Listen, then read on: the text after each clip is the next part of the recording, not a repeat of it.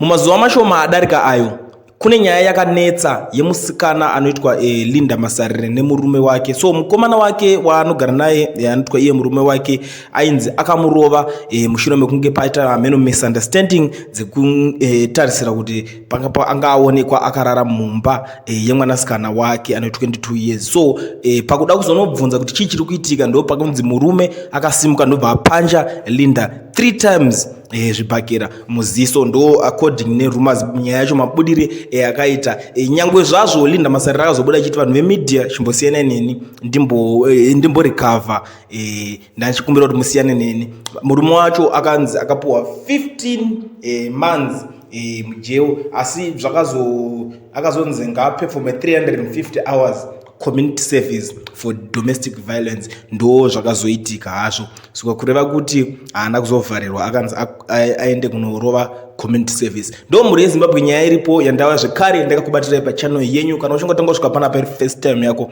gara wasubscribe, ukomenda, ulike, ushare, ndoramba ndichidzoka nema updates nezvimwe zvese zvinenge zvichiitika.